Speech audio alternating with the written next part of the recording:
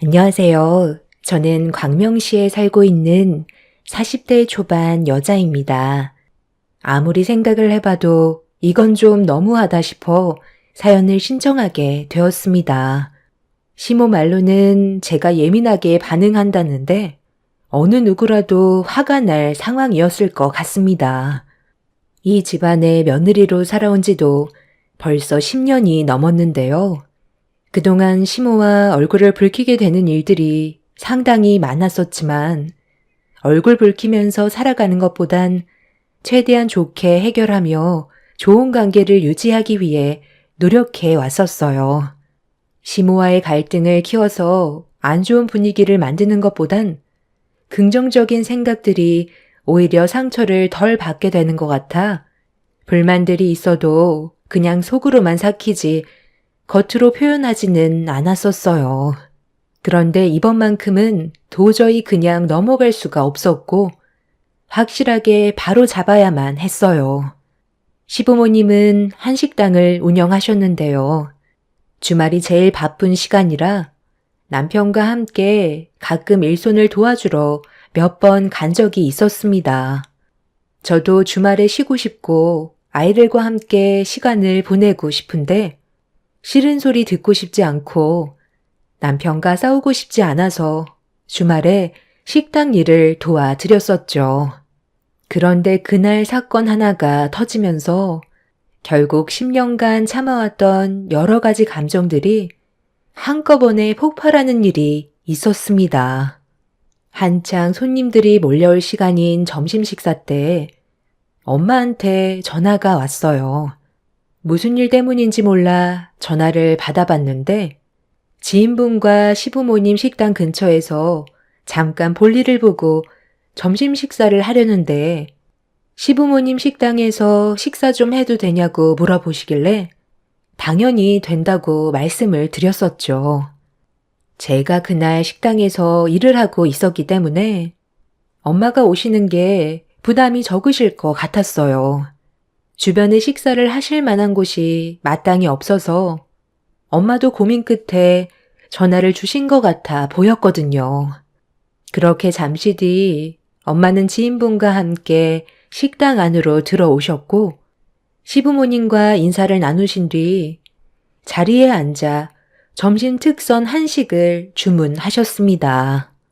그렇게 엄마는 지인분과 즐겁게 대화를 나누면서 식사를 하신 뒤 계산을 하시려고 자리에서 일어나셨는데 갑자기 얼굴 안색이 안 좋아지셨고 서빙하고 있는 저를 부르시길래 무슨 일이냐고 여쭤보는 순간 저도 엄마의 말에 당황할 수밖에 없었습니다. 좀 전까지만 해도 있었던 가방이 없어졌다며 자리에 앉으셨던 주위를 둘러보셨어요. 저도 가방을 찾기 위해 주위를 살펴봤지만 가방이 없길래 당황스러운 건 마찬가지였습니다. 자리가 어수선해지자 시부모님과 남편이 다가와 무슨 일이냐고 물어보길래 상황을 설명해 주었고 남편도 저희 엄마 가방을 찾기 위해 주변을 둘러보고 있었지만 어디에도 가방은 나오지가 않았어요. 그런데 이 모습을 뒤에서 지켜보고 있던 시모가 갑자기 이상한 말을 하면서 저희 엄마를 더욱더 난처하게 만들었어요. 딱 봐도 계산 안 하려고 일부러 가방이 없어진 척 하는 거 아니에요? 아니, 아무리 생각해봐도 이상하잖아. 가방에 다리가 달린 것도 아니고 분명 옆에 있었을 텐데 그 가방이 어디 갔겠냐고. 네가 식당 일을 도와주고 있으니까 그거 하나 믿고 음식값 내지 않으려고 일부러 저러는 거겠지. 뭐라고요? 아니, 제가 꼴랑 2만 원 때문에 이런 소란까지 피운다고요? 말이 좀 심하신 거 아니에요? 음식값을 안 드리겠다고 말한 적도 없는데 제 딸 앞에서 음식만 먹고 도망치는 그런 도둑으로 몰아가는 거예요?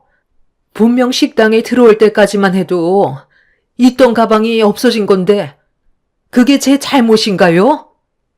아, 그럼 CCTV 돌려보면 되겠네요. 장모님이 설마 이 사람 앞에서 거짓말을 하겠어요? 저도 아까 본 거 같거든요. 제가 가서 어떤 상황인지 확인해 볼게요. 어머님, 가방을 잃어버린 게 더 큰일인데 저희 엄마한테 음식값 안 내고 도망치려 했다는 말은 저도 기분이 별로 좋지 않아요. 2만 원 그거 제가 대신 내드려도 되는 건데 그런 식으로 말씀하셨어야 돼요? 가방 안에 카드며 핸드폰에 지갑까지 들어 있었을 텐데 걱정해 주시는 게 먼저 아니에요? 요즘 음식값 안 내고 도망치는 사람들이 많다는 뉴스를 접하니까 사돈도 그런 부류의 사람인가 싶어 의심 한번 해본 거 가지고 왜 얼굴까지 붉히니? 맛있게 먹어놓고 돈이 없다고 하니까 내 기분이 좋지 않은 건 당연한 건데 그런 말 할 수 있는 거지. 방귀 낀 사람이 성낸다고? 왜 나한테 큰 소리야? 아, 방금 CCTV 확인해 봤는데요. 장모님이 들어오실 때는 가방을 들고 오신 건 확인이 됐는데 저희가 룸에는 CCTV가 설치되어 있지 않잖아요. 거기까지만 확인이 됐어요. 그렇다고 장모님 가방을 누군가 가지고 나간 장면도 포착되지 않았고요. 잘 찾아보시는 게 좋을 것 같은데요. 화장실에는 없어요. 화장실은 좀 전에 내가 확인하고 왔었어. 엄마, 가방을 어디에 두셨는지 기억이 전혀 안 나요? 분명 식당 안 어딘가에 있을 것 같은데. 그리고 어머님, 방금 저희 엄마한테 뭐라고 했어요? 음식값을 지불하지 않으려고 거짓말을 했다고요? 가방을 들고 오신 장면이 그대로 CCTV에 찍혀 있다잖아요. 제가 오늘 식당에서 일해준 것만 해도 음식값은 충분히 나오고도 남는데 꼴랑 2만 원 가지고 일을 이렇게까지 심각하게 만들어야 돼요? 제가 대신 내드리면 되잖아요. 그리고 앞으로 저는 주말에 아이들과 시간 보낼게요. 누구는 좋아서 황금 같은 주말에 쉬지도 못하고 식당에서 서빙하는 줄 알아요? 엄마, 일단 저랑 나가요. 지금 점심시간이라 정신없어서 오히려 더 찾기 힘들겠어요. 당신이 우리 엄마 가방 확인했으니까 누가 들고 가는 사람이 있는지 확인 좀 해줘. 저희 엄마가 식사를 하시던 도중에 가방을 잊어버리신 건데 되려 음식값을 안 내기 위해 거짓말을 하고 있는 거라는 시모의 한마디가 저를 너무 화가 나게 만들었어요. 점심 특선으로 인당 10,000원인 음식값 2만 원밖에 안 나왔는데 아침부터 일찍 나와서 주방일이며 서빙한 저를 봐서라도 그 정도 음식값은 그냥 안 받으셔도 되는 건데 되려 도둑 취급하면서 온갖 막말을 하신 시모에게 너무 큰 실망을 하게 되었고 서운한 마음에 화가 가라앉지가 않았어요. 찝찝한 건 전혀 용납할 수 없었던 저는 카운터에 2만 원을 올려놓고 엄마와 지인분을 모시고 식당에서 나가려는데 그런 저를 보며 시모는 카운터에 올려져 있던 2만 원을 주머니에 넣으시면서 종업원에게 소금 한 바가지 퍼와서 식당 문 앞에 뿌리라며 씻을 수 없는 정도로 큰 상처가 되는 말을 뱉었어요.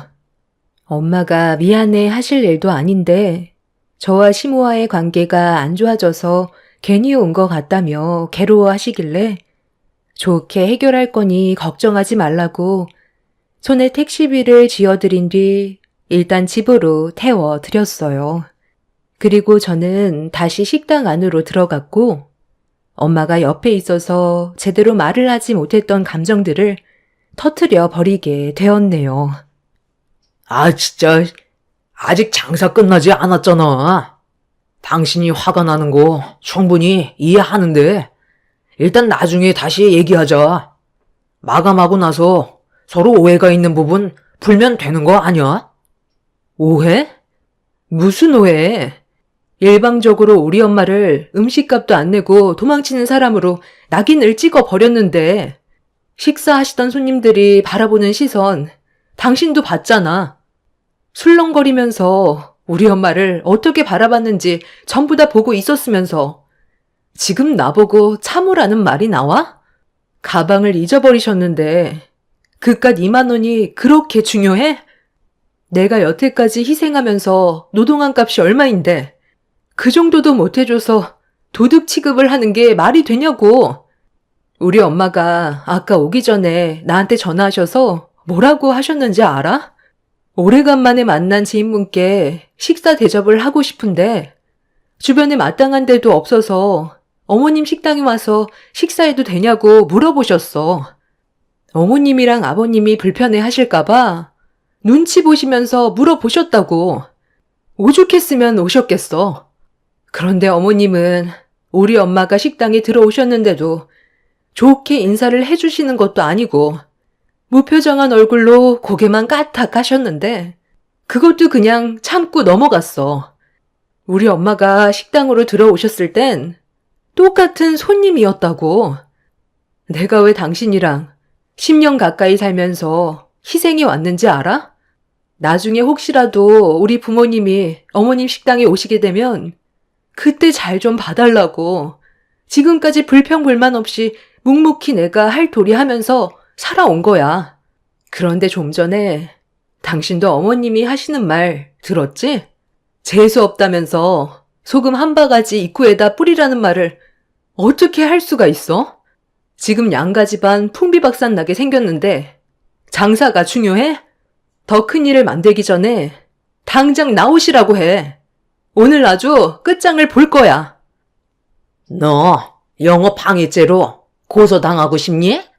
어디서 지금 남의 식당 앞에서 행패야? 그럼 안 사돈 행동이 잘했다는 거냐? 일부러 저러는 거 내가 모를 줄 알아? 아, 그러세요? 그럼 제가 지금까지 4시간 들여 일한 돈 전부 계산해서 주세요. 10년 동안 노동한 대가를 당장 받아야 되겠어요. 저도 이대로는 못 넘어가겠네요. 내가 왜 너한테 돈을 주니? 내 아들과 결혼을 했으면 가족으로서 당연히 해야 되는 건데 무슨 돈을 달라고 그래? 내가 너한테 도와달라고 한 적도 없는데? 아휴, 당신도 그만하고 엄마도 이제 그만 좀 하세요. 좋게 넘어갈 수도 있는 문제를 왜 키우는 거예요? 오늘 장사 그만하고 싶은 건 아니죠? 일단 더 시끄러워질 것 같으니까 저희 돌아가 볼게요. 남편은 뭐가 그리 화가 난 건지 제 팔을 잡아 끌며 차에 태웠고 시모는 소금을 한 바가지 퍼와서는 차에 타고 있는 저를 향해 소금을 마구 뿌려댔어요. 그런 시모의 모습에 너무 화가 나 차에서 내리려 하자 남편은 곧장 차를 출발시켰고 그렇게 집에 도착한 저는 저희 집을 무시하는 시모의 행동이 잘못된 건 바로 잡아야 하는데 왜 집으로 온 거냐고 목소리를 높였습니다. 남편은 그래도 제 편에 서서 흥분한 마음을 진정시켜줄 거라 생각했는데 그건 제 착각이었어요. 그냥 좀 대충 넘어가면 안 돼? 우리 부모님 식당에서 그 난리를 쳤어야 했냐고. 어찌됐든 장모님이 본인 물건 제대로 간수하지 못해서 이런 일이 발생된 거잖아. 그럼 적어도 우리 부모님한테 죄송하다는 말 한마디 해야 하는 게 맞는 거 아니야? 당신이 10년 동안 일을 도와주면 뭐해? 오늘로써 모든 게 물거품이 되어버렸는데 그 식당 나중에 우리 물려주실 거라고 했던 거 기억 안 나?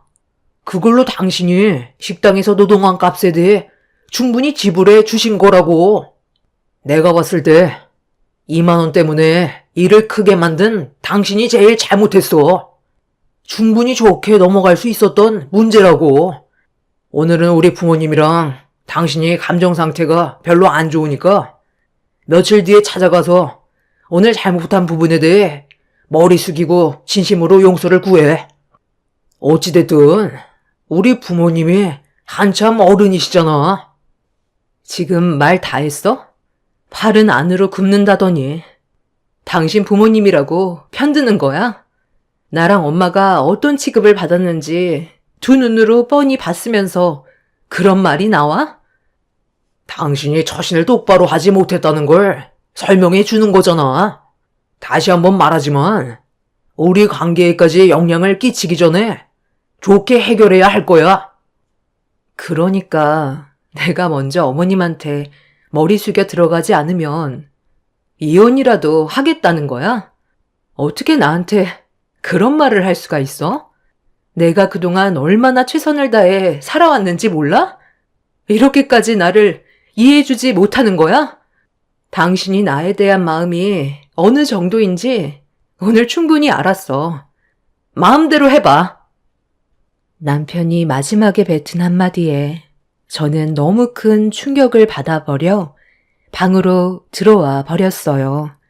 제가 도대체 뭘 잘못했길래 이런 아픔을 겪어야 하는지 이해할 수가 없었습니다. 시댁 식구들의 배려라고는 조금도 찾아볼 수가 없었던 그날의 사건으로 인해 저 또한 더는 함께할 필요가 없다고 판단해 평생 이런 꼴을 당하면서 사느니 갈라서는 게 좋을 것 같아 저 또한 남편한테 이혼을 통보하게 되었습니다. 그렇게 며칠간 남편과 저는 말 한마디 하지 않고 냉전의 시간을 보내면서 이혼 서류까지 작성했는데 남편은 조금도 이런 문제를 되돌릴 생각이 없어 보였어요. 결국 저희 부부는 이혼을 하기 위해 서류에 도장까지 찍게 되었고 이런 심각한 상황이 시부모의 귀로 들어갈 수밖에 없었습니다. 시모는 저에게 할 말이 있다면서 잠깐 식당으로 나오라고 하길래 저 또한 정리해야 될 것들이 있어서 할 말도 할 겸 식당으로 나갔어요. 그런데 식당 문을 열고 들어가는 순간 제 두 눈을 의심할 정도로 충격적인 광경이 눈앞에 펼쳐졌고 동네가 떠나갈 정도로 소리를 질러버리게 되었네요. 엄마가 식당에서 주방 일과 함께 서빙을 병행하면서 정신없이 움직이는 모습이 제 두 눈에 들어와서 뭐 하는 거냐고 화를 냈어요. 지금 뭐 하는 거예요? 엄마가 왜 여기에서 일을 하고 있는 건데요? 당장 이리 나오세요. 당신이 뭔데 우리 엄마한테 식당 일을 시키는 거야? 너? 방금 나한테 당신이라고 그랬니? 얘가 이제 아주 막 나가기로 작정을 했구나. 가방을 찾아준 것만도 감사하게 생각해야지. 가방 안에 들어있는 핸드폰, 지갑 소지품 그대로 들어있었다. 돈으로 환산하면 얼마인지 너도 대충 알지? 그래서 지금 한창 정신없는 시간이라 도와달라고 했던 거다. 사돈지간 셈은 철저히 해야 되잖아. 그리고 너희들 이혼한다고 도장까지 찍었다며? 별로 큰일도 아닌 걸 가지고 이혼까지 한다고들 난리냐? 애들 생각은 안 해? 쓸데없이 일을 크게 벌이지 말고 너도 이왕 온 김에 서빙이나 좀 하거라. 안사돈께선 주방에 쌓여있는 설거지 마저 하셔야 되는 거 알고 있죠? 엄마, 이쪽으로 오세요. 여기 언제부터 있으셨어요? 왜 저한테는 한마디 말도 하지 않는 거예요? 엄마가 왜 주방 일을 하는 건데요? 사돈이 가방을 찾았다고 해서 급하게 왔는데 일을 도와주지 않으면 주지 않겠다고 저번에 한바탕 난리가 난 부분에 대한 책임을 지라고 하길래 어쩔 수 없이 잠깐 일손을 도와준 것뿐이다. 저기 쌓여있는 설거지거리만 끝내면 가방 받고 나도 가려던 참이었지. 너한테는 일 끝나고 말해주려 했는데 네가 갑자기 식당으로 들어와 이 상황을 보게 된 거야. 일단 가방을 찾은 게 어디니? 저기 모서리에 떨어져 있는 걸 발견했다는데 왜 저기로 떨어졌는지 그게 의문이야. 시모는 이 모든 상황들이 전부 다 엄마 탓으로 돌리면서 가방을 받기 위해서는 식당 일을 도와달라며 7시간 동안 강제 노동을 시켰어요. 이 말을 들었던 저는 화가 머리끝까지 올라와 당장 가방을 달라고 소리를 질렀습니다. 식당 운영이 불가능할 정도로 제가 난리를 치자 시부가 어딘가에 전화를 걸었고 뒤이어 남편이 식당으로 들어와 흥분을 가라앉히지 못하는 저를 막아서며 진정하라고 하더니 갑자기 제 얼굴에 손을 올려 붙였어요. 순간적으로 뺨을 허용하게 된 저는 경악을 했고 상황은 더 심각하게 흘러가 버리게 되었죠. 저 또한 남편의 뺨에 손을 올리면서 분노한 모습을 보이자 시모가 당장 나가라며 가방을 저에게 집어 던졌고 엄마한테 돌려드린 뒤 시모에게 한마디 하려는 순간 뒤에서 시모가 자기 아들 얼굴에 손을 올렸다고 제 머리채를 잡아 사정없이 흔들었어요. 그 모습을 보게 된 엄마도 시모의 머리채를 잡았고 식당 안은 순식간에 아수라장이 되어 버렸습니다. 그렇게 한바탕 난리가 난 상태에서 서로를 노려보고 있었는데 저와 10년을 함께 일하며 알고 지냈던 종업원이 더는 못 봐주겠다면서 제 옆으로 다가오더니 충격적인 한마디를 꺼냈어요. 저기 사장님이 시켰어요. 저분 옆에 있던 가방을 가지고 오라고 저한테 시켰다고요. 그리고 숨겨 놓으라고 지시하셔서 저는 어떤 상황인지도 모르고 일단 시키는 대로 서빙하는 척 하면서 가방을 들고 사장님한테 전달해 드렸는데 아직까지도 왜 그런 일을 저한테 시키셨는지 모르겠네요. 더는 양심에 찔려서 모른 척 할 수가 없을 것 같아요. 저만 알고 있는 거 아니에요. 여기 같이 일하는 사람들 사장님이 시킨 거 다 알고 있어요. 도대체 왜 저한테 그런 일을 시킨 거예요? 아니, 갑자기 왜 하다는 짓을 해? 내가 언제 시켰다고 그래? 나는 전혀 모르는 일이야. 너 간이 배 밖으로 나왔니? 사장인 나를 모함하려 들어? 저도 옆에서 전부 듣고 봤는데요. 사장님이 돈을 주시니까 어쩔 수 없이 모른 척하고 있었던 거지. 전부 다 혼자 꾸민 일이잖아요. 저희도 괴롭다고요. 엄마, 지금 이 말이 전부 다 사실이에요?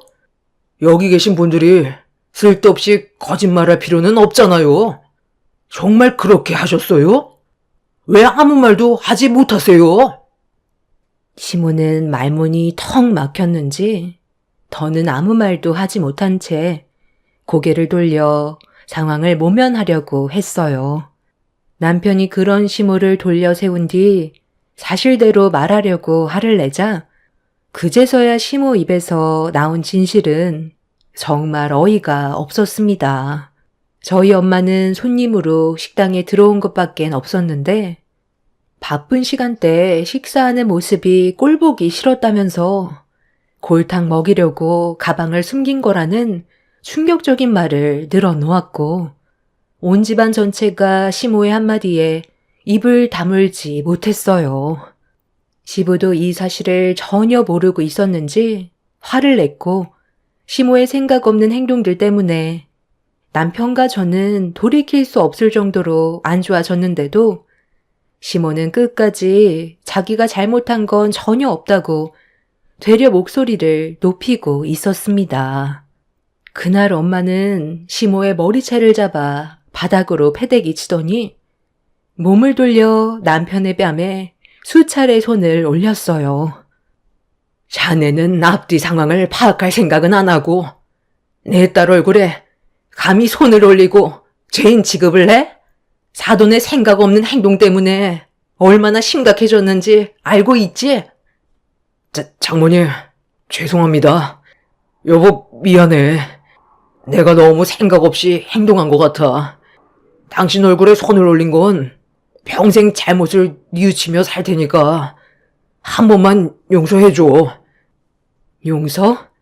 이미 당신과 나는 돌이킬 수 없는 상태까지 왔는데 무슨 용서가 더 필요해? 단 한 번이라도 내 편에 서서 얘기해줬던 적 없었잖아. 우리 관계는 어차피 끝이 났어. 그리고 당신이랑 저도 정리해야 될 게 있죠? 저한테 개인적으로 빌려간 2천만 원 당장 갚으세요.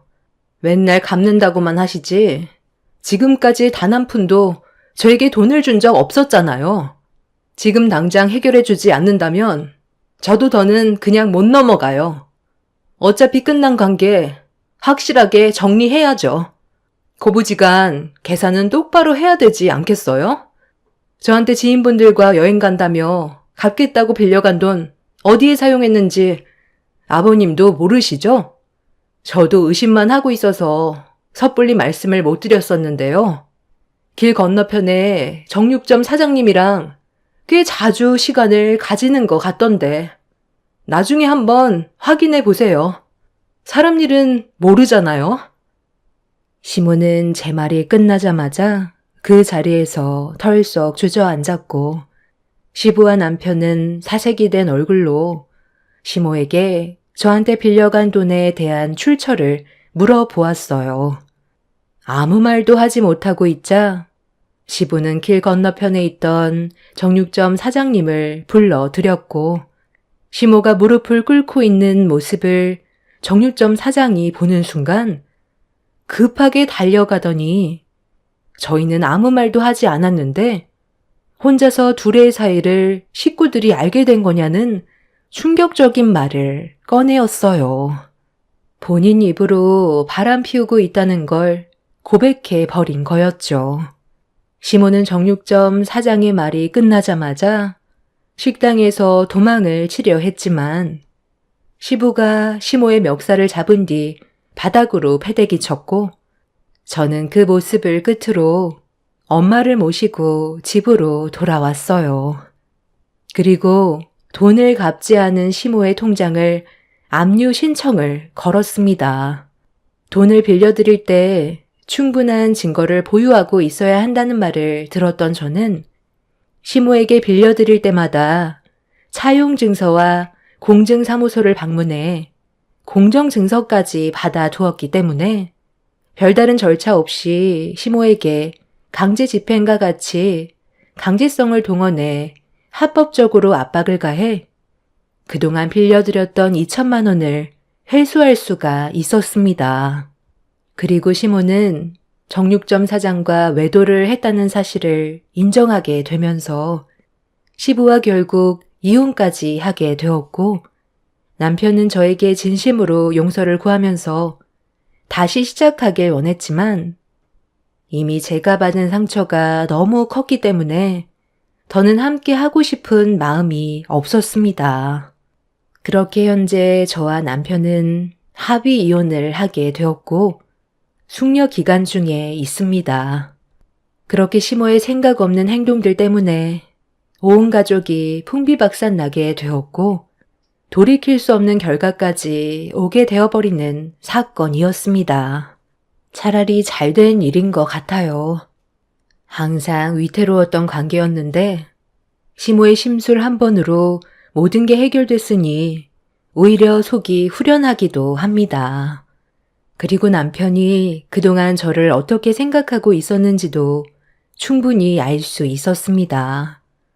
남편은 아이들 때문이라도 다시 합치고 싶어 하지만 남편이 제 뺨에 손을 올렸을 때의 기억이 아직까지도 너무 큰 충격으로 다가와 상처받은 마음에 변화는 없을 것 같습니다. 10년간의 부부 생활에 종지부를 찍었지만 앞으로 살아갈 날이 훨씬 더 많기 때문에 제 품에 있는 아이들과 좋은 생각만 하면서 살아가려고요. 과거에 있던 안 좋은 기억 전부 잊어버리고 열심히 살아가 보도록 하겠습니다. 제 사연을 들어주신 여러분들의 삶 또한 누군가에게 말 못할 아픔과 우여곡절을 겪고 계실 테지만 어려운 상황들 지혜롭게 헤쳐나가시고 앞으로 하신 일들이 무엇이든 좋은 결과가 뒤따라오길 소망하겠습니다. 무더운 날씨 건강 조심하시고 오늘 하루도 행복하시길 바랍니다. 감사합니다. 안녕하세요. 저는 산부인과를 운영하고 있는 남자입니다. 살면서 제가 이런 일을 겪게 될 거라고 생각해 본 적 단 한 번도 없었습니다. 정말 충격이었죠. 이번 일로 인해 저희 부모님께서도 정신적인 피해가 상당한 편입니다. 예비 신부였던 성희 씨를 만난 건 한강거리에서 만나게 되었는데요. 제 직업 특성상 밤낮이 없지만 그래도 가끔 숨을 돌릴 수 있는 시간이면 거의 한강에서 바람을 쐬며 벤치에 앉아 맥주 한 잔을 하려고 하는데 제 앞을 지나가던 여자가 갑자기 미끄러지면서 넘어지게 되었습니다. 너무 놀라 그 모습을 보고 달려가서 일으켜 세워드렸고 구두 뒷굽이 빠져서 넘어진 것 같았습니다. 문제는 발목이 꺾이게 되면서 상당한 통증을 동반하고 있는 것 같았어요. 아무래도 병원에 가야 할 것 같아 제 차로 이동해도 괜찮냐고 물어보았고 고개를 끄덕이자 주차장까지 부축해 드렸어요. 그리고 병원에서 발목의 상태를 확인한 결과 발목 골절이라는 진단을 받게 되었습니다. 입원을 해야 하는 상태였어요. 저는 가족분들이 오실 때까지 옆에서 기다려주면서 도와드렸는데요. 그때 정말 많이 고마워해 주셨죠. 저도 의사이기 때문에 절대 그냥 지나칠 수 없는 상황이었던 것 같아요. 그렇게 그녀의 부모님이 와주셨고 나중에 식사라도 대접해드리고 싶다며 괜찮다는 말에도 그녀의 어머님께서 계속해서 제 전화번호를 원하고 계시길래 어쩔 수 없이 전화번호를 알려드렸습니다. 그녀는 저를 계속해서 바라보며 정말 고맙고 감사하다며 몇 번이나 인사를 하고 그녀와의 첫 만남을 마무리하게 됐었죠.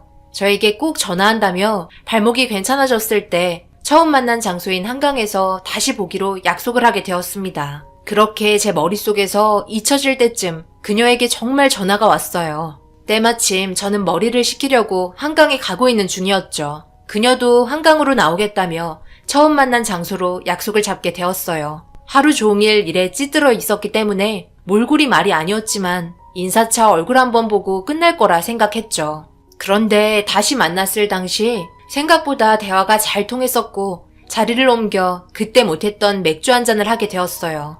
전혀 예상하지 못했던 상황에서의 만남이 제 인생을 순식간에 바꿔놓을 거라 생각하지 못했어요. 대화도 잘 맞았고 아무래도 처음 만난 것 자체도 심상치 않았기 때문에 제 머릿속에 완전히 각인이 되었던 것 같아요. 그렇게 한두 번 만남을 가지다 보니 결국 저희는 연인 사이가 되었습니다. 제 직업 특성상 시간이 많이 나지 않았어요. 이 부분에 대해서 많이 배려해주고 있었습니다. 거의 모든 부분을 제 스케줄에 맞추어 주었어요. 그녀는 일이 좀 프리한 편입니다. 카페를 운영하고 있는데요. 직원분들이 몇 분 계시기 때문에 개인적인 시간을 잘 활용할 수가 있었습니다.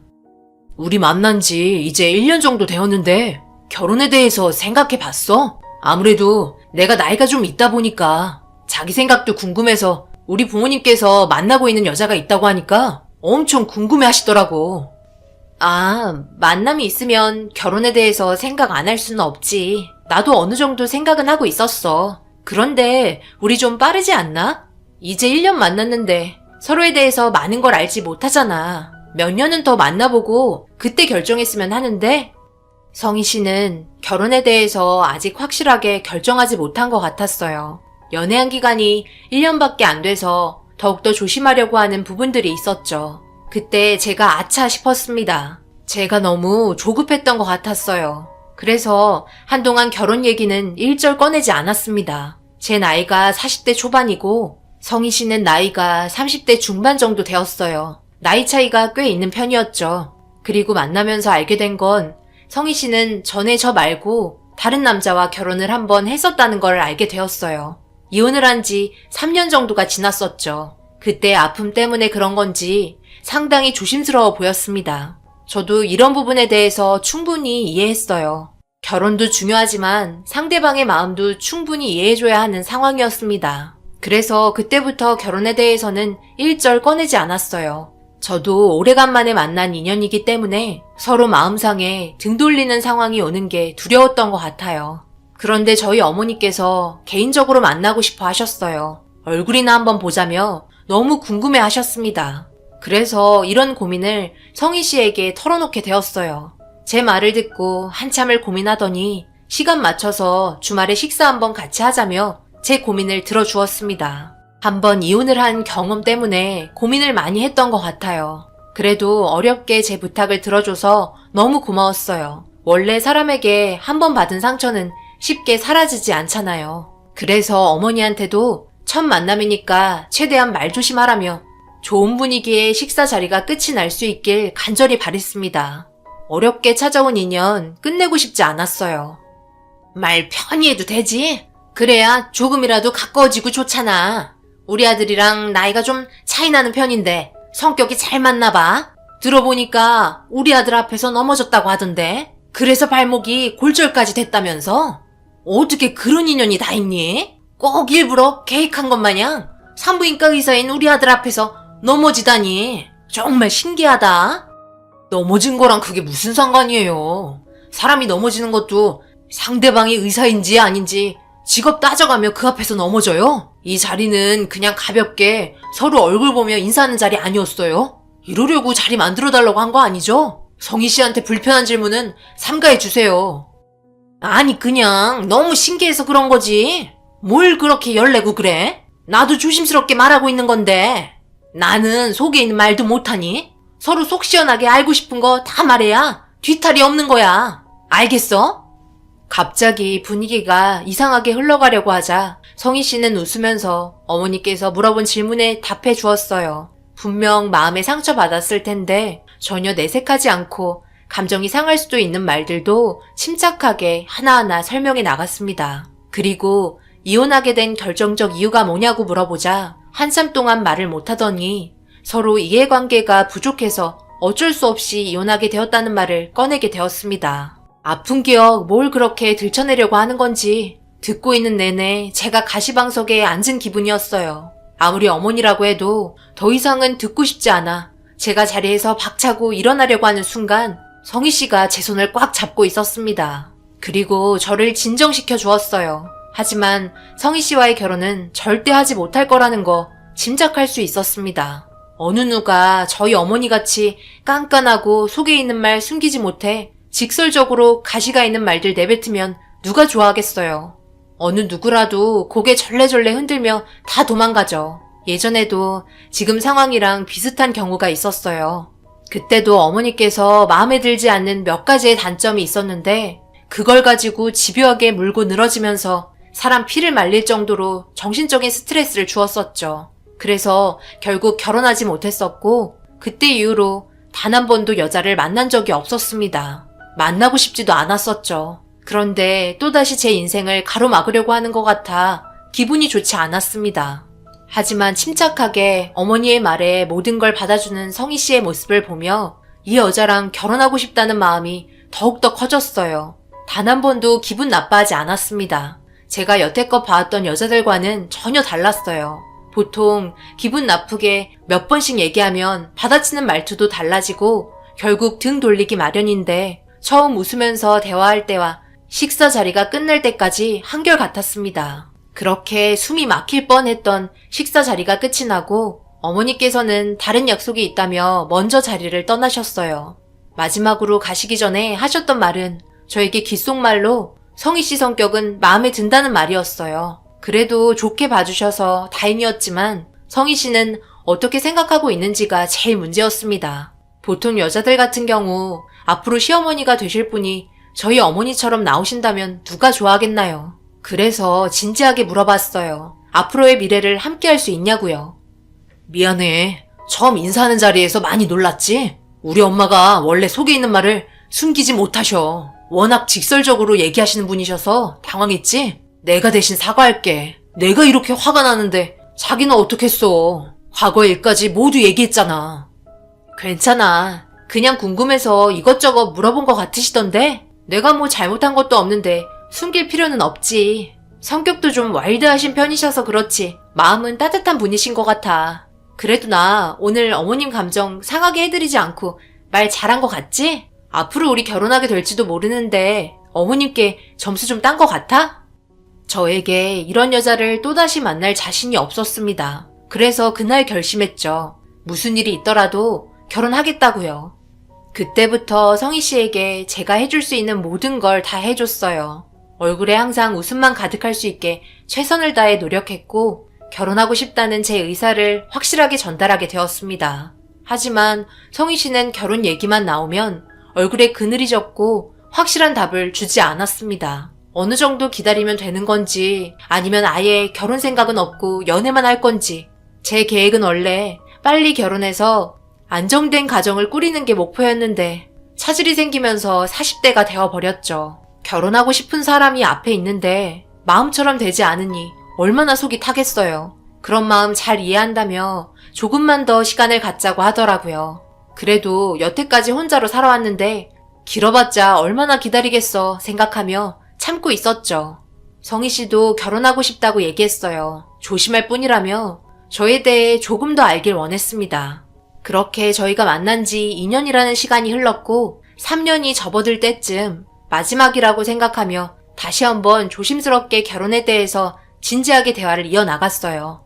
성희 씨는 자기랑 정말 결혼하고 싶냐고 재차 물어봤고 이혼이라는 부분에 대해서 저희 부모님이 괜찮게 생각하냐며 진지하게 되물었을 때 아무 문제 없다고 얘기했습니다. 그렇게 3년차 될 때 결혼하자는 제안을 받을 수 있었습니다. 그리고 양가 부모님 모여 상견례도 진행하게 되었어요. 정말 하루하루가 행복했었습니다. 저도 이제 한 가장의 아빠가 될 테고 제가 사랑하는 여자의 자식을 제 손으로 받을 수 있다는 게 너무나 행복했었죠. 어차피 결혼에 대해서 말이 나온 만큼 모든 걸 빠르게 진행하였고 올해 12월에 결혼식을 하게 되었었죠. 그런데 모든 게 순조로울 것만 같았던 날들에 뜻하지 않은 사건이 발생이 되기 시작했어요. 어머니의 간섭이 날이 가면 갈수록 심해지기 시작했어요. 제가 전혀 알지 못한 상황에서 좀 일찍 퇴근하게 돼서 성희 씨 카페에 들어가려고 주차장에 차를 주차했는데 저희 어머니와 단둘이 대화를 하고 있더라고요. 그런데 성희 씨가 고개를 푹 숙이고 있고 어머니는 삿대질을 하고 있었습니다. 나는 아직까지 너를 믿지 못하겠어. 솔직히 계획적으로 접근했지? 분명 얘기하는데 어떻게 그 타이밍에 우리 아들 앞에서 넘어질 수 있는 거니? 내가 아무리 생각해봐도 이해할 수가 없다. 너 말고도 다른 여자들 수도 없이 우리 아들한테 작업 들어왔는데 그거 내가 다 잘라냈어. 산부인과 의사 아들이라고. 넌 보는 여자들이 얼마나 많은 줄 알아? 너도 분명 다르지 않을 거야. 별의별 수법으로 작업 거는 여자들 많이 봤지만 너처럼 그런 식으로 접근한 여자는 정말 처음이다. 어디 이혼녀 주제에 우리 아들을 함부로 넘봐? 하도 결혼하겠다고 난리치니까 내가 지금 참고 있는데 결혼하면 뭐 달라질 것 같지? 바뀌는 거 절대 없다.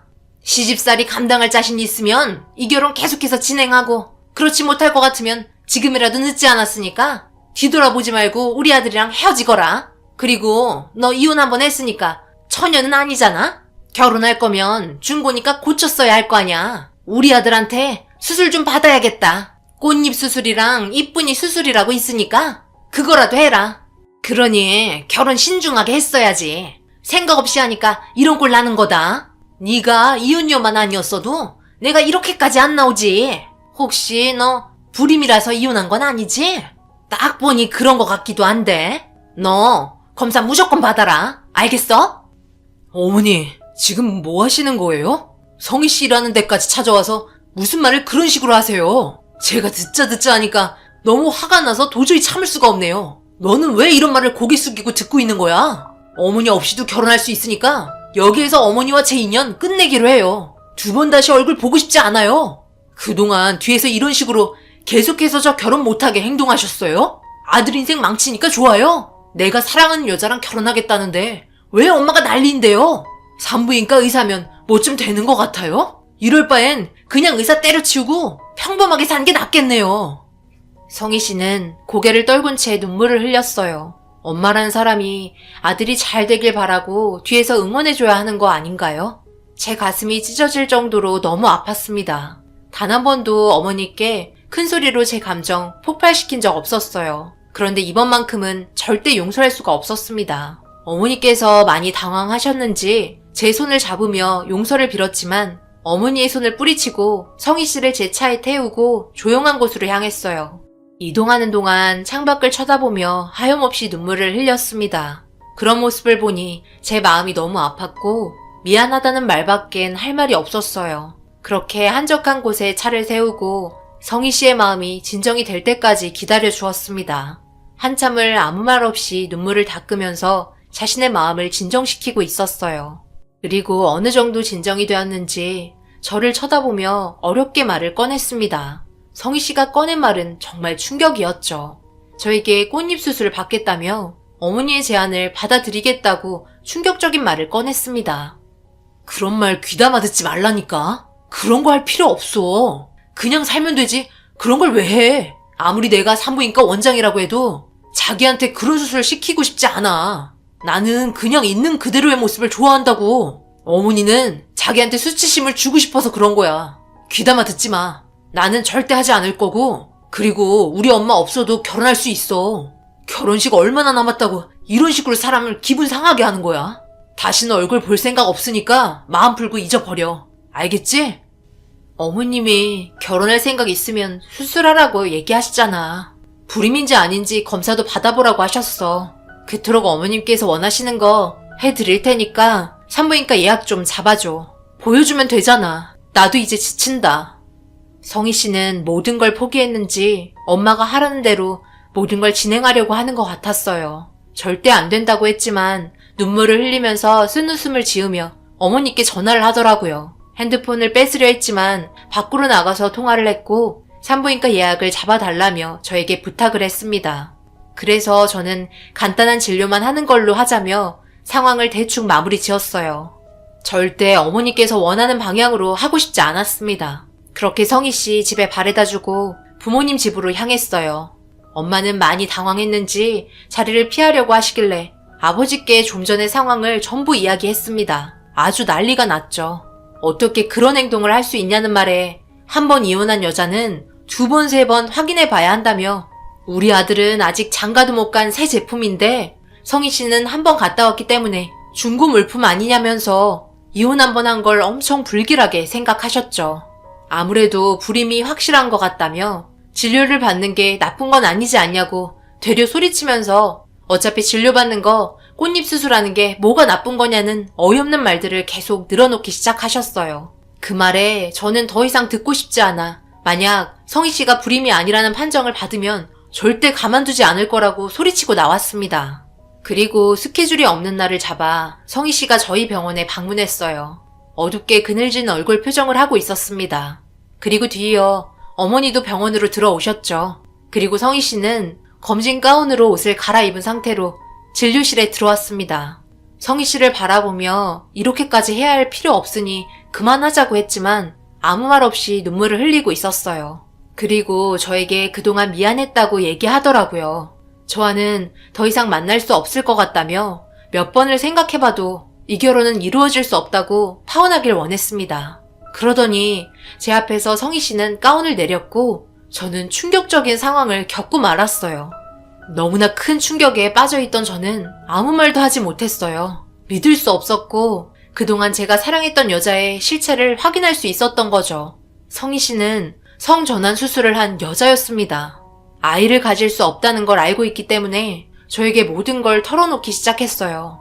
처음 만났을 때 그때부터 저를 좋아하게 되었지만 연인 사이가 되면서부터 얘기하고 싶어도 말을 할 수 없었다면서 미안하다고 용서를 빌기 시작했어요. 자기도 법적으로 여자인 건 맞지만 아기를 가질 수 없기 때문에 이루어질 수 없다는 말을 이어나가기 시작했어요.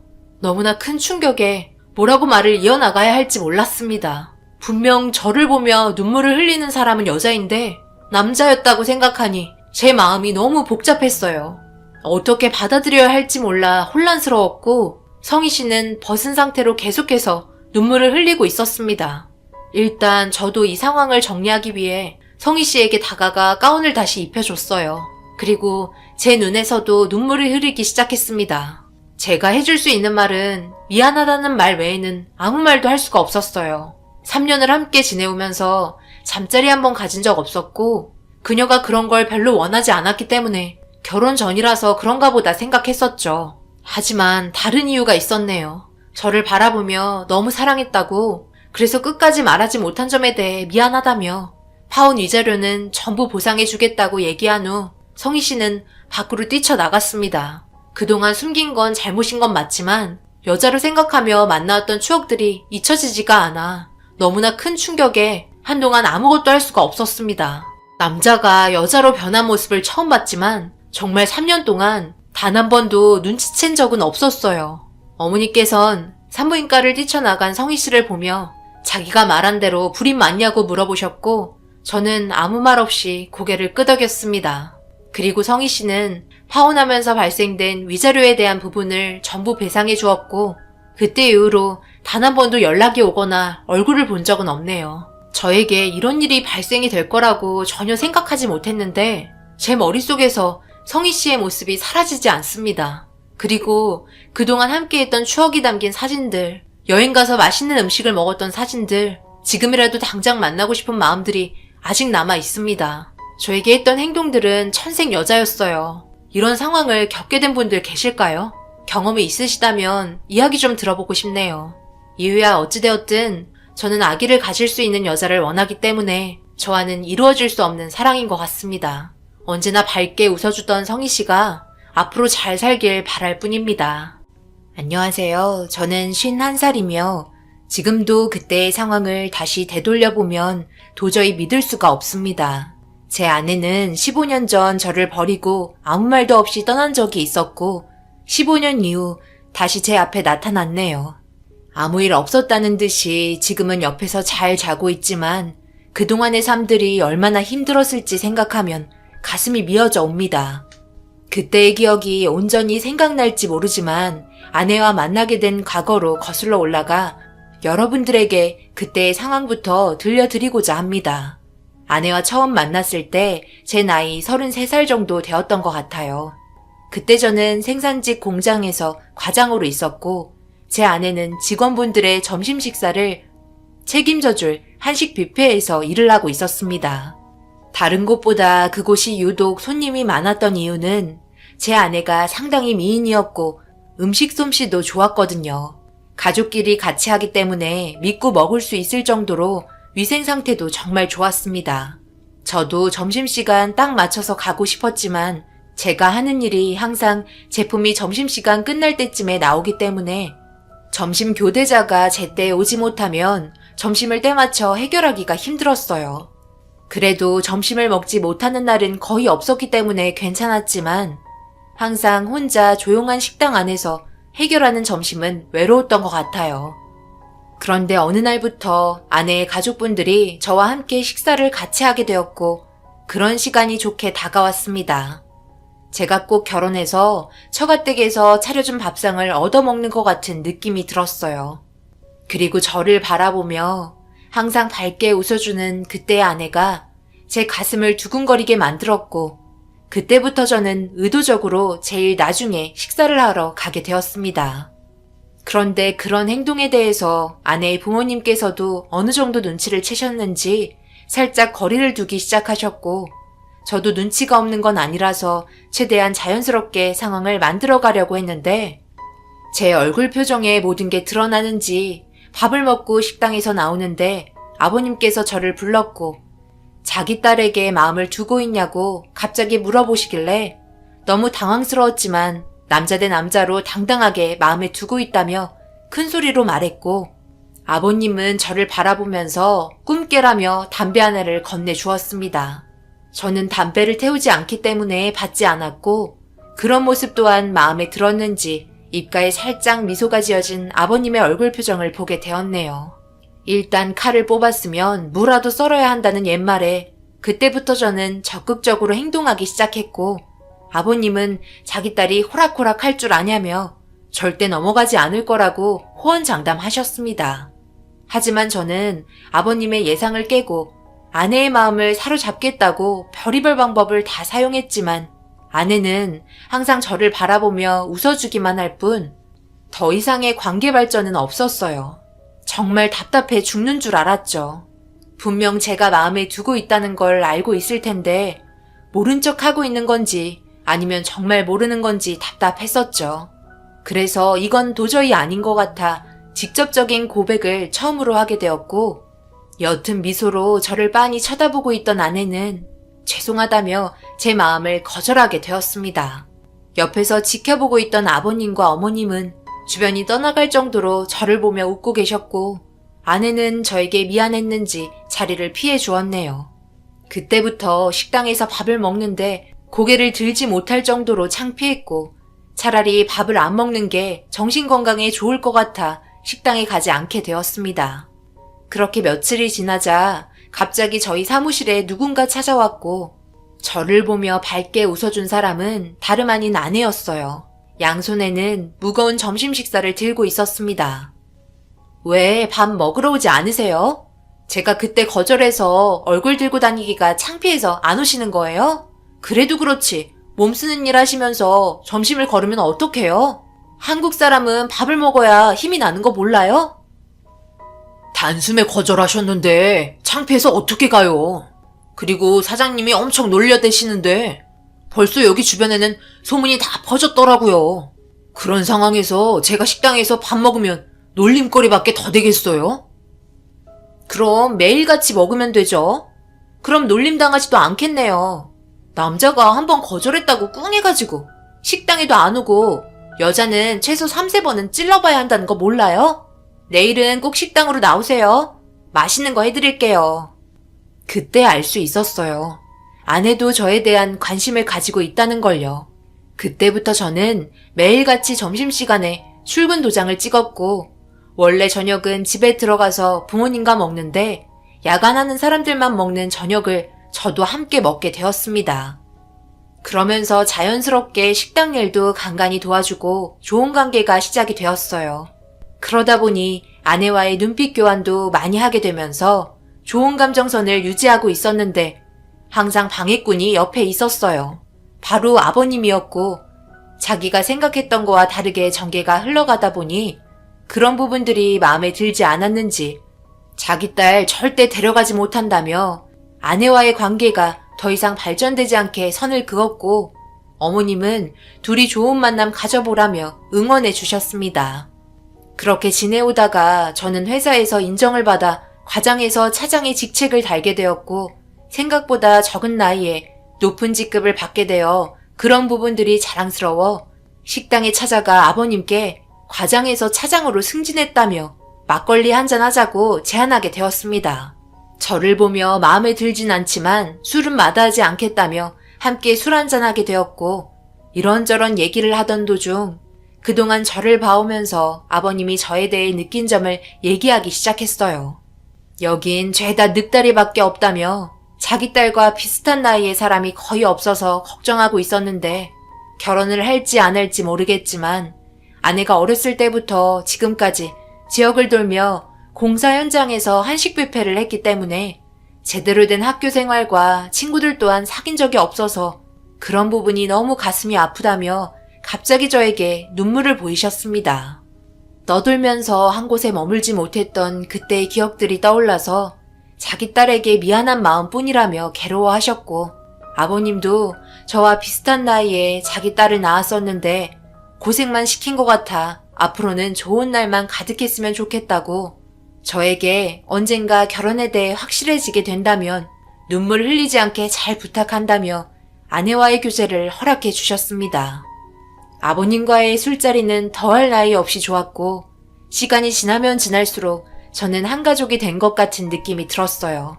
아내와 따로 데이트도 하게 되었고, 남들처럼 경치 좋은 곳도 많이 놀러가면서 하나하나 추억을 쌓았어요.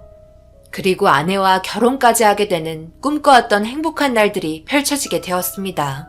제 아내는 상당히 활발한 성격과 사람을 많이 상대하다 보니 부침성이 정말 좋았어요. 그래서 저희 부모님께도 정말 잘했고, 그런 모습에 부모님께서도 너무 마음에 들어 하셨어요. 그동안 갈고 닦은 실력으로 한 상을 뚝딱 차리면 부모님은 입이 떡 벌어질 정도로 감탄하셨습니다. 그때 알았죠. 이게 행복이구나.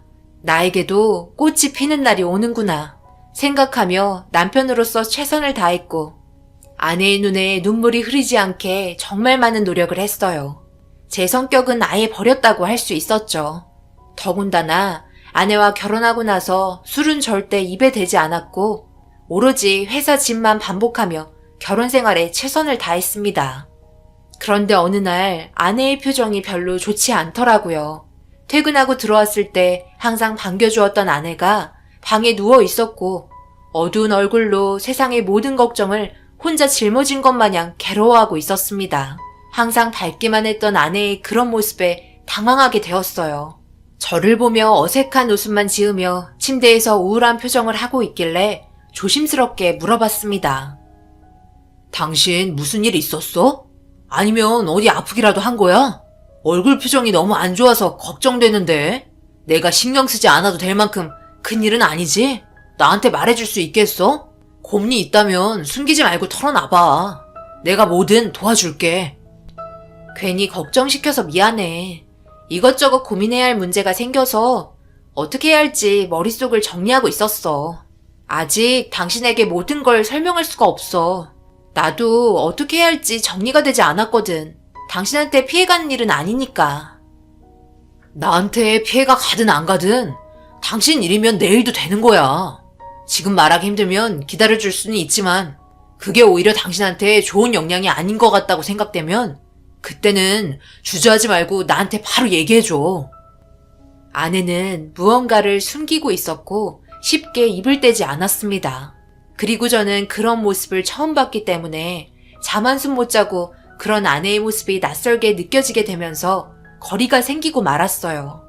모든 건 시간이 해결해 줄 거라 생각했고 뒤에서 최대한 기다려줬습니다.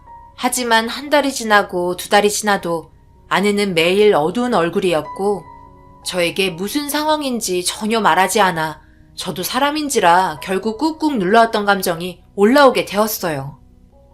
언제까지 내가 기다려줘야 하는 거야? 도대체 무슨 일인데?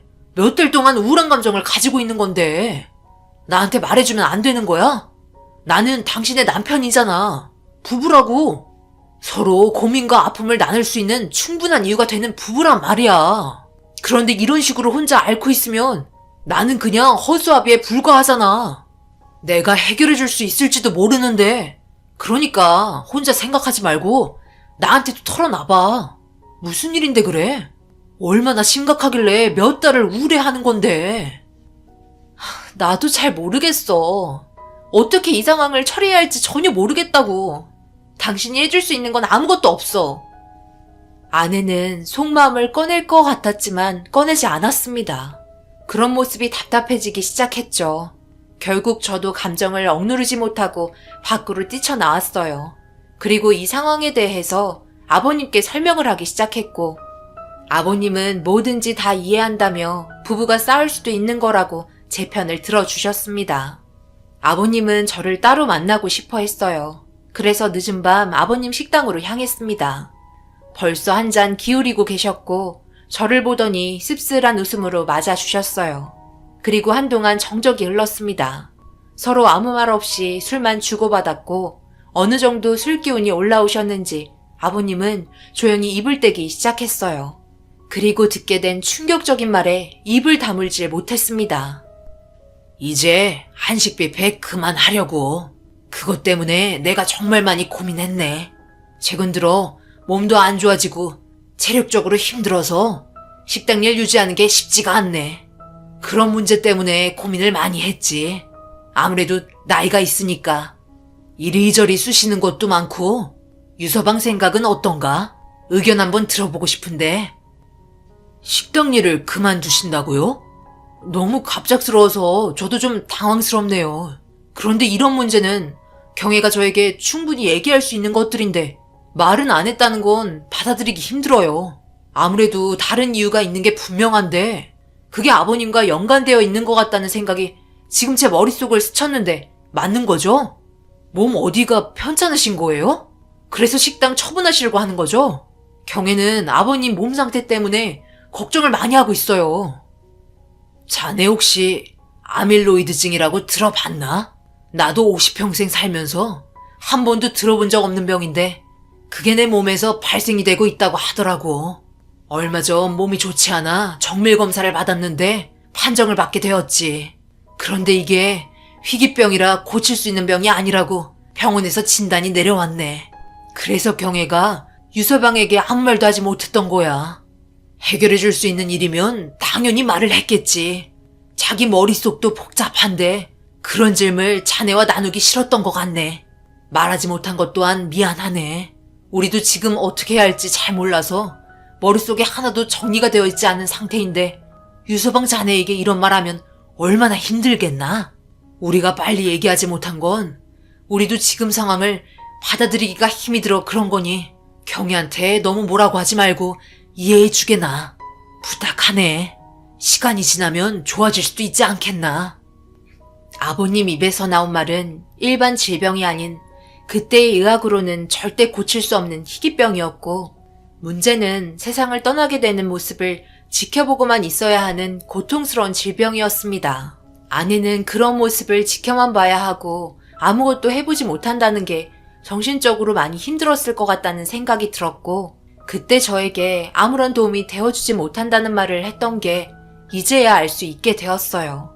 그리고 아버님이 가지고 계신 병에 대해서 알아본 결과 50세에서 65세 전에 진단받는 경우가 많은데 아밀로이드라는 침전물이 여러 장기에 침착이 되면서 동반되는 후유증으로 갖가지 합병증이 유발되다가 결국 세상을 떠나게 되는 매우 드문 희귀병이었습니다.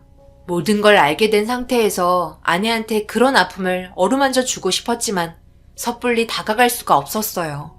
충분히 마음이 진정이 되었을 때 저에게 웃으면서 다가올 때 그때 양팔을 벌려 받아주고 싶었습니다.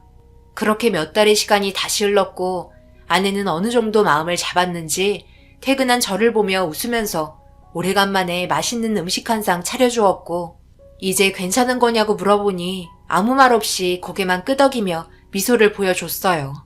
정말 오래간만에 보는 아내의 미소에 기분이 좋아진 저는 어린 강아지 마냥 아내에게 한 번도 부리지 않았던 애교를 보였고 아버님이 아내에게 저와 단둘이 얘기한 부분에 대해서 대신 말을 전했는지 제대로 말하지 못해 미안해하기 시작했어요. 제가 할 수 있는 건 아무 말 없이 그냥 안아주는 게 최선이었던 것 같았습니다.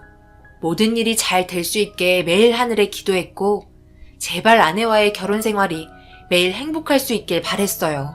아내는 다시 예전처럼 정말 밝은 모습으로 돌아왔어요. 그리고 아버님은 식당을 정리하셨고 집에서 요양을 하셨습니다. 장모님께서 그래도 옆에 계시니 정신적으로 안정된 모습에 저도 안심이 되었어요. 그런 와중에도 아내는 시간만 되면 저희 어머니와 함께 시간을 보냈고 저만 빼고 단둘이 여행도 자주 다녔습니다. 누가 봐도 딸과 엄마였어요. 정말 보기 좋았죠. 제가 이런 행복을 느껴도 되나 싶을 정도로 아내는 정말 잘했습니다. 어머니는 아내가 자기 옆에 없다는 건 상상할 수조차 없다며 모든 부면에서 상당히 큰 부분을 차지하게 되었어요. 그런데 어느 날 아내가 저에게 일주일 동안 여행을 가고 싶다며 가능하냐고 갑자기 물어봤고 당황한 저는 이유를 물어봤어요. 일주일? 내가 하는 일이 주말에도 가끔 쉬는데 일주일 동안 시간을 뺄 수 있냐고? 그건 내가 퇴사하고 나서나 가능할걸? 그런데 갑자기 그런 건 왜 물어보는 거야? 당신 나랑 여행 가고 싶구나? 이번 주 주말에 내가 사장님께 말해서 여행 갔다 올래? 1박 2일 그런 거 말고 일주일 동안 여행 가고 싶어. 당신이랑 정말 평생 기억에 남을 여행을 만들고 싶다고. 내가 이렇게 부탁하면 들어줄 수 있는 거 아니야? 옛날에는 뭐든 다 해줄 것처럼 행동했으면서 이제는 사랑이 식었나 봐. 정말 날 사랑한다면 일주일만 시간을 빼봐. 당신 차장이잖아. 그 정도 능력 없어? 아내는 입이 엄청 튀어나와서는 자기가 제안한 부탁을 들어주지 않았다고 심각할 정도로 삐져 있었고 그런 모습에 결국 저는 대표님과 진지하게 대화를 이어나갔습니다. 생산직 일이라는 게 솔직히 오랜 기간 공백이 생기면 안 되기 때문에 상당히 곤란한 부탁이었고 당연히 대표님도 안 된다고 얘기할 줄 알았어요. 그런데 대표님도 아버님과 상당한 친분이 있으셨고 제 아내와도 잘 알고 있었기 때문에 현재 아버님의 상태에 대해 모르고 있지 않았습니다. 심적으로 많이 힘든 상태라는 걸 인지하고 계셨는지 흔쾌히 허락해 주게 되면서 아내와 저는 일주일 동안 정말 많은 곳을 돌아다니며 좋은 추억을 많이 만들었어요. 항상 밝은 웃음으로 제품에서 떨어지지 않으려 팔짱을 꼈고 그런 모습이 너무 좋았습니다. 그런데 멍청하게도 저는 그때 제 아내가 저를 떠나게 될 거라고 전혀 알지 못했어요. 아버님과 어머님 식당 일 그만두시고 부부관계가 더 좋아지셨나 봐. 해외여행도 가시고. 언제 오신대? 벌써 한 달이 넘은 것 같은데? 그동안 힘들었던 거 전부 보상받고 계신 것 같아 마음이 놓이네. 나도 지금 보상받고 있잖아. 좋은 남편 만나서 이렇게 행복하게 지낼 수 있다는 거 나에겐 너무 큰 축복이야. 이제 오늘이 벌써 우리가 여행한 지 일주일이나 됐네? 시간 정말 빠른 것 같다. 나는 이번 일주일 동안 함께한 여행을 평생 기억하면서 살아갈 수 있을 것 같아. 당신도 나랑 같은 생각이지? 추억 하나로 먹고 살 수도 있다잖아. 우리 이번 일주일 동안에 행복했던 기억 잊지 말고 앞으로 열심히 살아가도록 하자. 사랑해, 여보. 뭐야, 분위기가 왜 이래? 어디 떠날 사람처럼? 당연히 나도 당신 사랑하고 일주일 동안 함께한 잊지 못할 추억 간직한 채 평생 행복할 수 있겠다. 나도 당신이 내 옆에 있다는 게 축복이고 항상 감사할 뿐이야. 지금 이 모습 변치 말고 항상 힘차게 살아가자. 나도 내일부터 열심히 일할 테니까 당신도 웃음 잃지 말고 우리 어머니랑 그만 놀고 나랑 많은 시간 보내줘. 장난 섞인 말들이 오고 가는데 아내는 저를 계속해서 쳐다보고 있었고 지금의 순간을 기억하고 싶다며 눈을 떼지 않았습니다. 집에 가는 동안에도 손을 놓지 않았고 제 어깨에 머리를 기대며 일주일 동안의 여행이 행복했는지 밝게 웃고 있었어요. 그렇게 저는 다음날 아침 일찍 회사에 출근을 했고 정말 열심히 일을 하고 있었습니다. 일주일 동안 쉬어서 그런지 적응이 안 되었고 아내가 뭐 하고 있는지 궁금해서 쉬는 시간에 전화를 걸었어요. 반갑게 전화를 받은 아내는 동네 사람들과 김장 모임이 있다며 늦게 들어올 거라고 저녁 차려놨으니 먹고 있으면 돌아오겠다며 서로의 안부를 묻고 전화를 끊었어요. 여행하는 동안에는 시간이 정말 빨리 가더니 일할 때는 시간이 너무 늦게 지나갔고 힘겹게 퇴근 후에 현관문을 열고 집에 도착했는데 먼지 하나 보이지 않게 깔끔해진 집안과 식탁에 차려진 맛있는 음식을 보며 배가 고프기 시작했고 급하게 씻고 나와 아내가 차려둔 저녁을 맛있게 먹었습니다. 한참 동안 허겁지겁 먹으면서 아내에게 전화했는데 김장하느라 정신없는지 전화를 받지 않아 저녁은 먹고 들어올 것 같아 음식을 정리해서 냉장고 문을 열었는데 냉장고 안에는 며칠 동안 먹어도 남을 정도의 반찬들이 만들어져 있었고 아내가 손이 큰 건 알았지만 너무 심했다 생각하며 먹었던 음식 정리해서 넣어둔 다음 아내를 기다리며 TV를 보고 있었어요. 그런데 계속 기다려도 전화를 받지 않더라고요. 뭔가 싶어 살짝 불안해지긴 했지만 별일 없을 거라 생각했고 저도 모르게 살짝 잠이 들었다가 깼는데 시계를 보니 새벽 4시가 된 상태였습니다. 눈을 비비며 주위를 둘러봐도 아내는 돌아오지 않았어요. 다시 전화를 걸어보니 전화기는 꺼져 있었습니다. 그때부터 뭔가 이상하다고 느끼게 되었어요.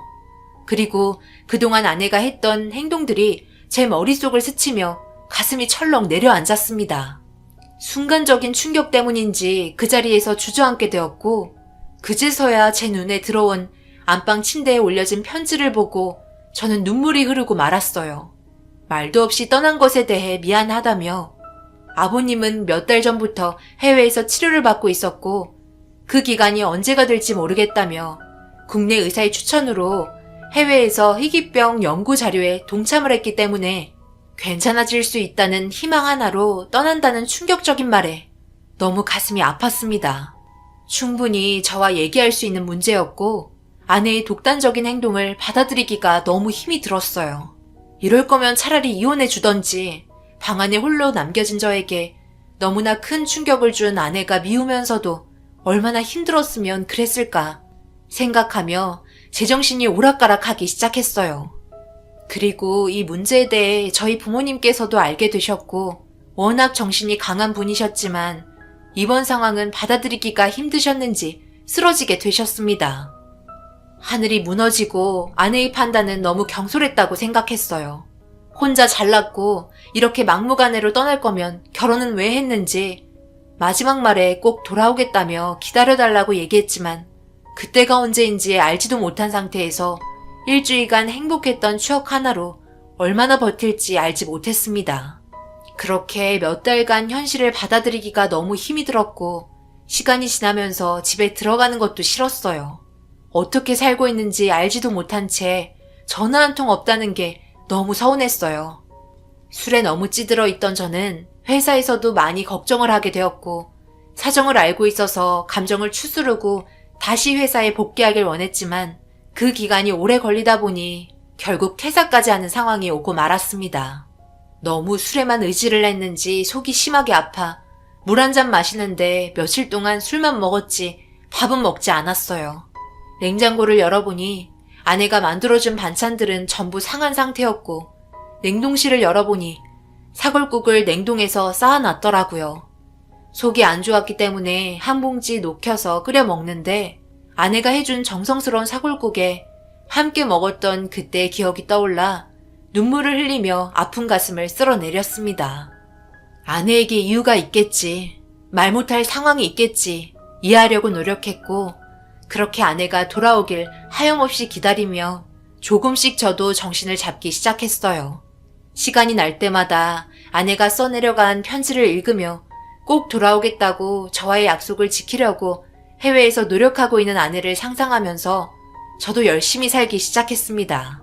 원래 다니던 회사에서도 제 사정을 봐주고 다시 복직을 시켜주면서 평범한 일상을 보냈어요. 부모님은 어떻게든 찾아서 이혼을 하든 소송을 걸든 하라며 난리를 치셨지만 아내와 그동안 행복했던 기억들만 떠올리며 누구의 말도 듣지 않았습니다. 그렇게 흘러버린 시간이 15년이 지나버렸고 이제는 살았는지 죽었는지 알 수조차 없을 정도로 제 감정도 무뎌지게 되었습니다. 15년이라는 시간 사이에 아버지는 간암으로 세상을 떠나셨고 어머니는 위암 말기로 아버지의 뒤를 따라가시려고 준비하고 계셨어요.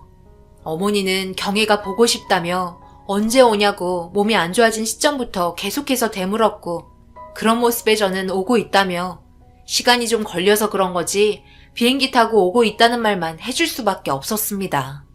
그리고 어머니는 제 아내의 얼굴을 다시 한 번도 못 보고 세상을 떠나셨고 장례를 치르고 있는데 늦은 새벽 어머니 영정사진 앞에서 눈을 붙이며 홀로 외로이 쪼그려 누워있는데 누군가 걸어오는 소리가 들렸어요.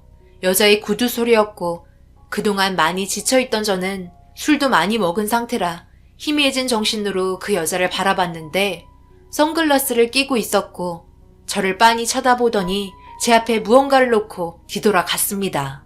저는 정신을 차리려고 애쓰면서 제 앞에 두고 간 물건을 가까이 다가가 보니 그건 다름 아닌 통장이었어요. 갑자기 통장을 건넨 의문의 여자가 이상하다고 생각하며 그 안에 있던 통장을 펼쳐보는 순간 수억 원이 들어있던 금액에 너무 충격을 받았고 급하게 밖으로 나갔는데 그 여자는 주차장에서 쪼그려 앉아 하염없이 눈물을 흘리고 있었습니다. 무슨 영문인지 알지 못해 천천히 다가가 말을 붙이자 화들짝 놀라며 저를 피하려고 다른 곳으로 걸어가기 시작했고 저는 그 여자의 팔을 붙잡으며 이런 큰 돈을 왜 놓고 가냐고 물어보며 몸을 돌리자 그 여자와 눈이 마주친 저는 눈물이 흐르고 말았습니다. 그토록 보고 싶어 했던 15년 전 저를 버리고 떠난 아내가 주름이 가득하고 너무 변해버린 모습으로 제 앞에 나타나 있었습니다. 삐쩍 말라버린 모습과 그동안의 고생이 심했는지 얼굴에는 그늘이 가득했고 예전에 밝았던 모습은 어디에도 찾아볼 수가 없었어요. 서로 한동안 아무 말도 하지 못한 채 그 자리에서 멍하니 서 있으며 서로 눈을 마주쳤고 아내는 저에게 미안하다며 너무 늦게 왔다고 눈물을 보이고 있었어요. 저는 아내를 진정시키며 시간이 지난 만큼 아내에 대한 서운한 감정도 메말라 버렸는지 아내가 안쓰러워 보였습니다. 15년간의 기다림을 보상받는 것 같은 느낌이었어요.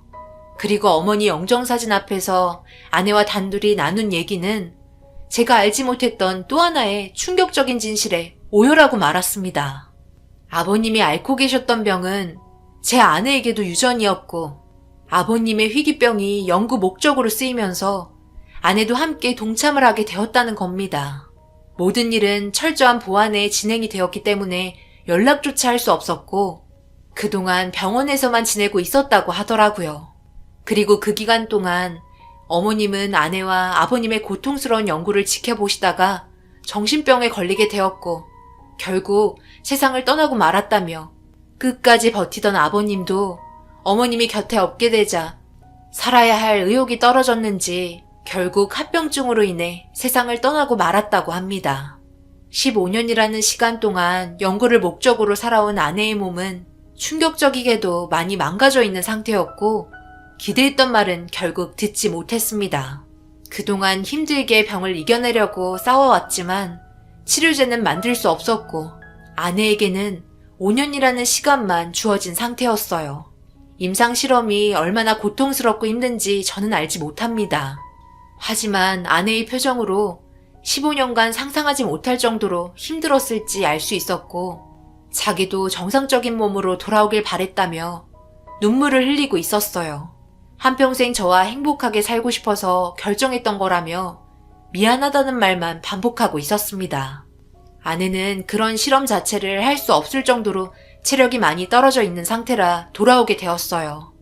과거가 어찌되었든 지금 현재 아내는 제 옆에서 눈을 붙이고 함께하고 있습니다.